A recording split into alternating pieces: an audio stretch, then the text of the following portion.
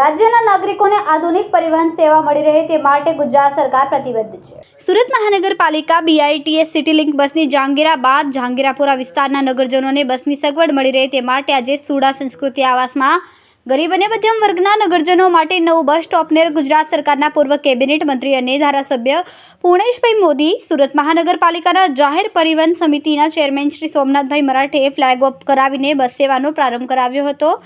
જાહેર પરિવહન સુવિધાનો લાભ મહત્તમ લોકોને જ મળે તેમજ સૌને સરળતા વર્તાય તેવા ઉમદા વ્યવસ્થાપનના નિર્માણને અર્થે રાજ્ય સરકાર કટિબદ્ધ છે। આ ફ્લેગ ઓફ કાર્યક્રમમાં પૂર્વ કોર્પોરેટર શ્રી દિગ્વિજયસિંહ બારડ, શ્રી અનિલભાઈ બિસ્કીટવાલા, દેવતુલ્ય કાર્યકર્તાઓ, BITS સિટી લિંકના ઉચ્ચ પદ અધિકારીશ્રીઓ, સ્થાનિક નગરજનો સહિત અનેક આગેવાનો ઉપસ્થિત રહ્યા હતા। પૂર્ણેશભાઈ, આજે સિટી બસનો રૂટનું જે લીલી ઝંડી આપીને શરૂ કરવામાં આવ્યો, શહેરીજનોને શું કહેવાય? શહેરીજનોને સુરત મહાનગર જે રીતે વિકસિત થઈ રહ્યું છે, યાતાયાત માટે બુલેટ ટ્રેનની સુવિધા સરકાર ઝડપભેર પૂર્ણ કરી રહી છે। મેટ્રો ટ્રેન પણ ઝડપભેર કાર્યવાહી થઈ રહી છે।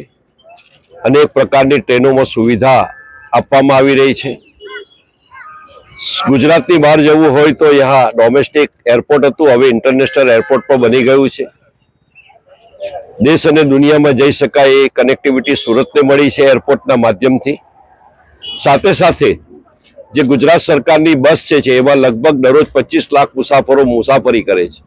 એ જ રીતે મહાનગરમાં પણ BITS સિટી લિંક દ્વારા શહેરનો ચારે બાજુ જે વિકાસ છે એ વિકાસમાં લોકોને એના ફળ ચાખવા મળે।